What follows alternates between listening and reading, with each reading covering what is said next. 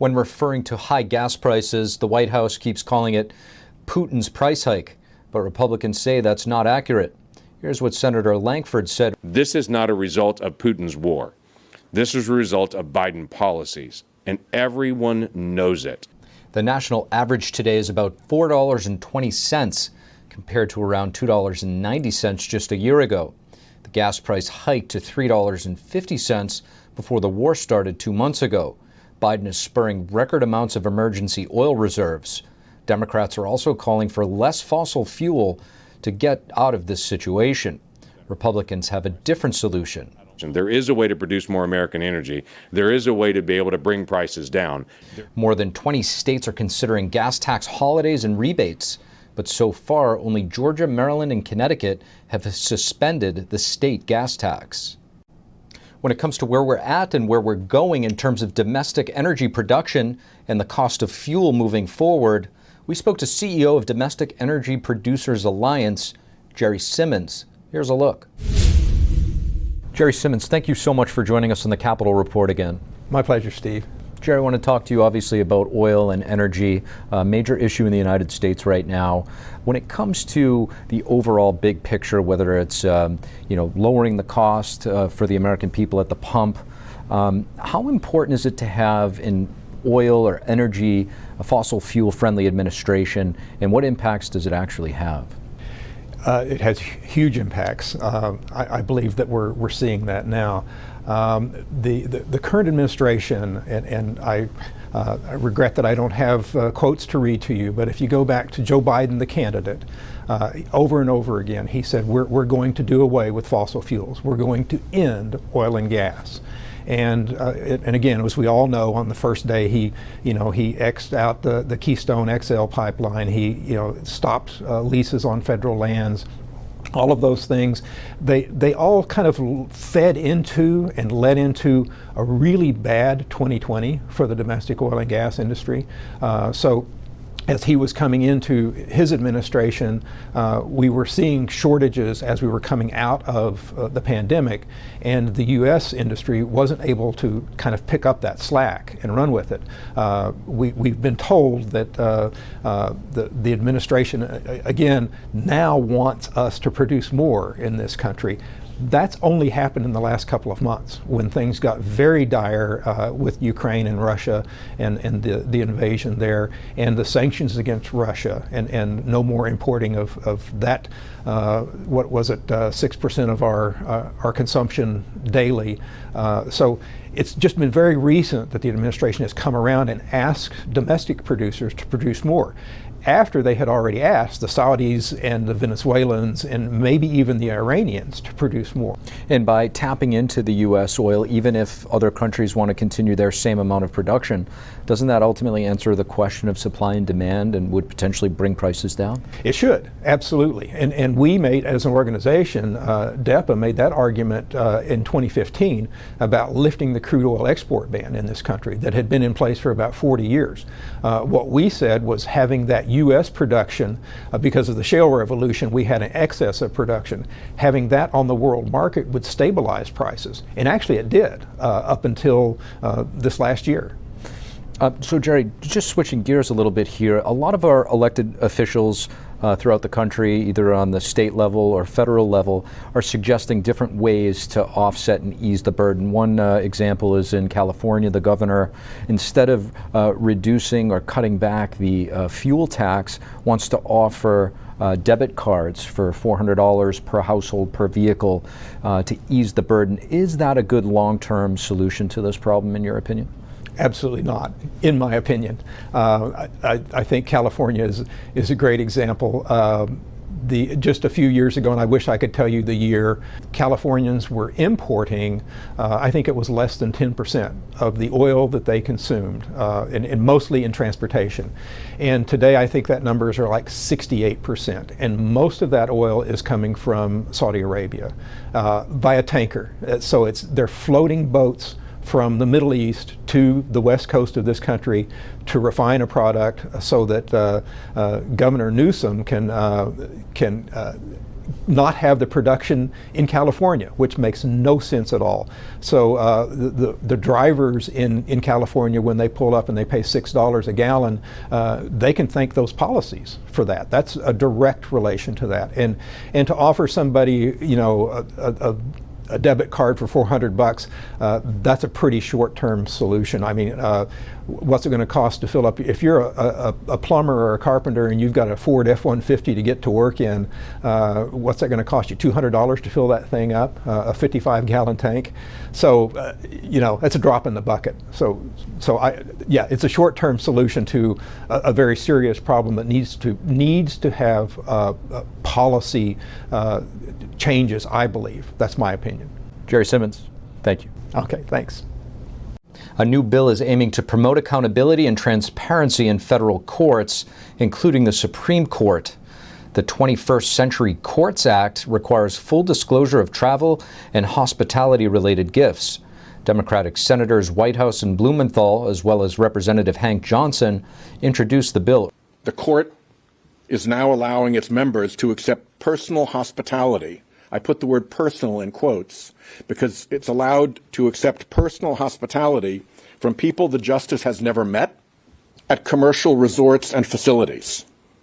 Bill sponsors say that judges and justices must also have increased recusal standards for conflicts of interest. A Supreme Court justice is now not required to address why he or she doesn't think he or she needs to recuse. And if a party thinks that they really ought to have recused, they have no recourse. The bill would also require the Supreme Court to develop an ethics code for its justices.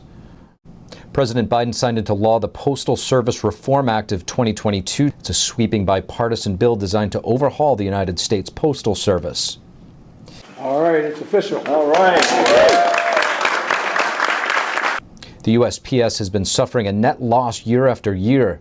In 2021, it lost close to $5 billion, and in 2020, it lost over $9 billion. This new bill intends to save about $50 billion over the next 10 years. It will reduce the agency's health care costs by repealing pre-funded retiree benefits, which cost $5.5 billion annually. The Justice Department is sending another message to Russian oligarchs connected with the war in Ukraine. Attorney General Merrick Garland said that his department will use every available tool to disrupt and prosecute oligarchs attempting to evade sanctions. It does not matter how far you sail your yacht.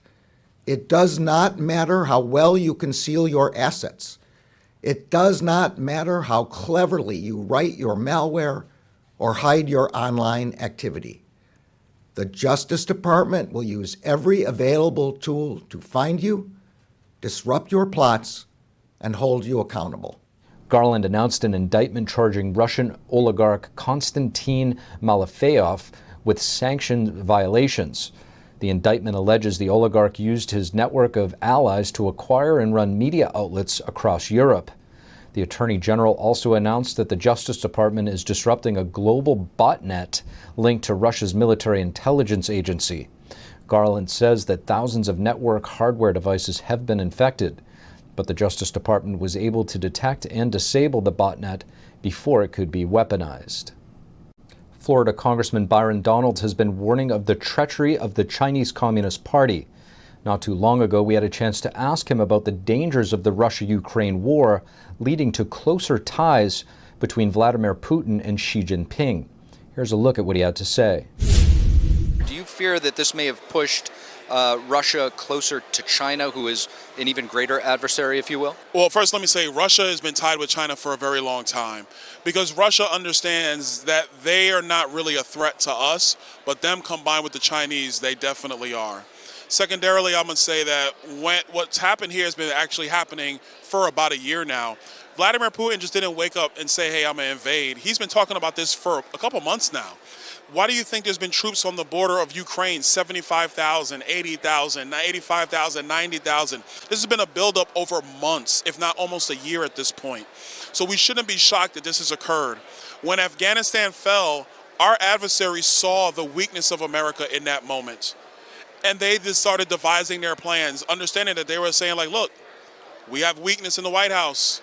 We have an ability now to reshape the map. That's exactly what Vladimir Putin is doing. We should have been ahead of this far sooner than we have been, but this is what happens when you have somebody who leads from behind or does not lead at all. Now, of course, the geopolitical things that are at stake are different when it comes to matching Ukraine and Russia to China and Taiwan. But is there anything we can learn, because it is a relatively similar situation when it comes to China potentially invading Taiwan? The thing we have to learn is we have to get to the game a lot faster. We need to get there sooner. We should actually be in the game right now. Our entire focus just shouldn't be on Russian sanctions after the fact.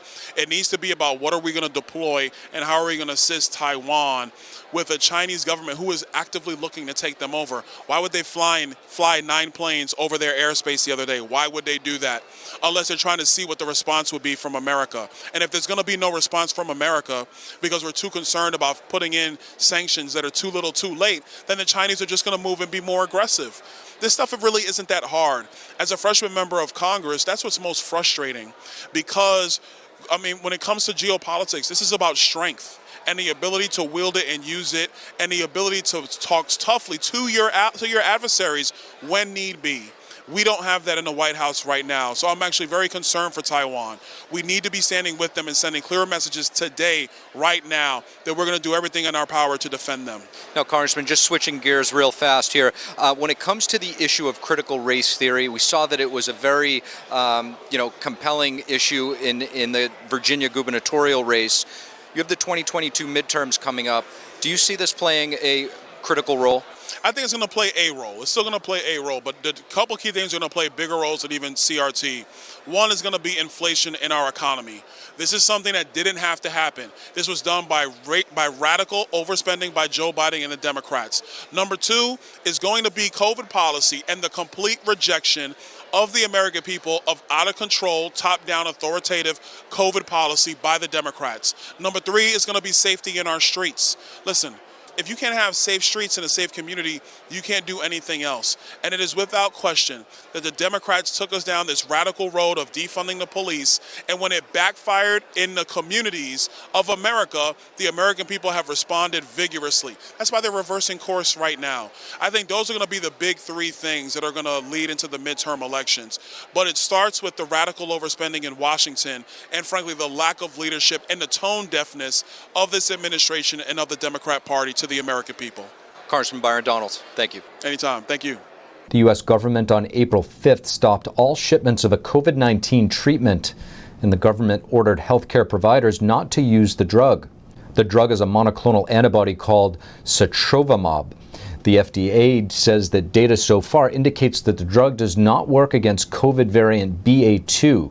The U.S. National Public Health Agency says the BA2 subvariant of Omicron makes up over 70% of COVID variants in the country. In a Tuesday statement, the FDA said the monoclonal antibody is no longer authorized to treat COVID-19 in any U.S. region due to increases in the proportion of COVID-19 cases caused by the Omicron BA2 subvariant.